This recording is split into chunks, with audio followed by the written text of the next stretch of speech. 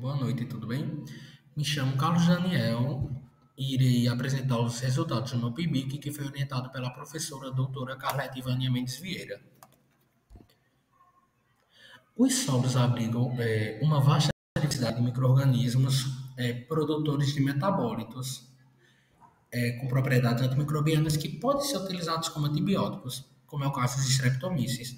Streptomyces produzem inúmeros antibióticos, como azitromicina, streptomicina, cloranfenicol, neomicina e anfotericina B.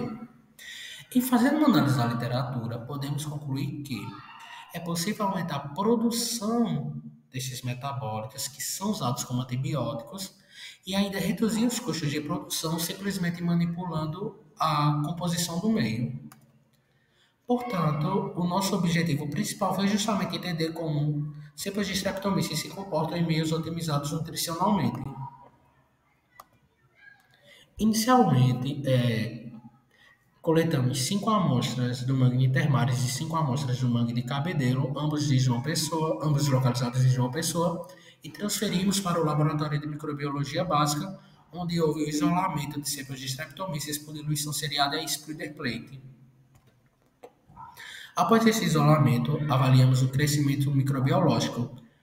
Apenas as cepas do mangue de Termares apresentaram um crescimento satisfatório. Portanto, as amostras do mangue de Cabedelo foram desprezadas e numeramos de 1 a 5 as amostras do mangue de Termares. Fizemos uma análise de identificação dessas colônias que sobraram para identificar se eram Streptomyces. Fizemos uma análise macroscópica e microscopicamente buscamos principalmente a presença desses filamentos denominados hifas filamentosas. Depois dessa análise, percebemos que a colônia 5 não era Streptomyces, então foi desprezada. Portanto, utilizamos para os testes microbiológicos as colônias 1, 2, 3 e 5. Para os testes microbiológicos, fizemos blocos de água a partir de cada uma dessas cepas e com esses blocos de água fizemos os testes antimicrobianos. Os resultados dos testes estão aqui. Consideramos que houve resultado positivo se havia produção de halo de pelo menos 8 milímetros. E podemos perceber que a única cepa capaz de produzir halos maiores que 8 milímetros são as cepas da colônia 5. Portanto, apenas a colônia 5, exclusivamente a colônia 5, foi utilizada na segunda bateria de testes microbiológicos. Bom, para iniciar a segunda bateria, primeiro fizemos a otimização dos meios de cultura com agroresíduos nessas proporções que estão aí. Bom, os agroresíduos utilizados foram farinhas de fibras de maçã, de banana verde, de sementes de girimum, de maracujá e de aveia. Tentamos fazer em todas essas proporções e com todos esses substratos, no entanto, devido a problemas de solubilidade, só conseguimos fazer meios otimizados com farinha de fibra de maçã e farinha de banana verde na proporção de 3:50.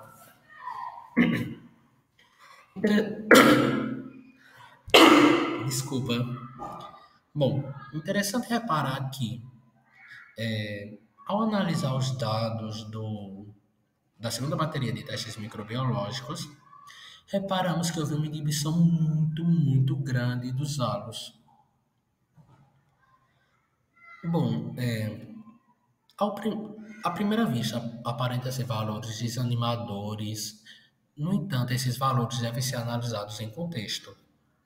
O primeiro ponto a ser destacado é que as Streptomyces da colônia 5, quando foram incubadas em meio enriquecido com fibras de maçã, ela apresentou um crescimento exponencial. Só para você ter uma ideia, depois de 24 horas, ele apresentou um crescimento equivalente ao crescimento de colônias de Streptomyces submetidos a meio Caxiuilha não otimizado. Bom, só que para manter a padronização do experimento, mantemos todas as colônias incubadas de 5 a 7 dias. Então, esperávamos que após esse tempo, haveria uma um crescimento muito grande de cepas de. Haveria um crescimento muito grande dos meios enriquecidos com fibra de maçã. Ocorreu um crescimento muito grande. E esperávamos que, acompanhados a esse crescimento, haveria uma produção maior, uma produção muito grande de antibióticos. No entanto, não foi isso que aconteceu. A fim de entender isso, fizemos uma revisão da literatura, uma nova revisão da literatura e nos fundamentamos principalmente nos livros de microbiologia de Bronsted e Introdução à Genética de Griffith. A partir dessa fundamentação, podemos concluir que tal redução ocorreu possivelmente pela ausência de pressões externas que estimulem a produção de metabólitos secundários quando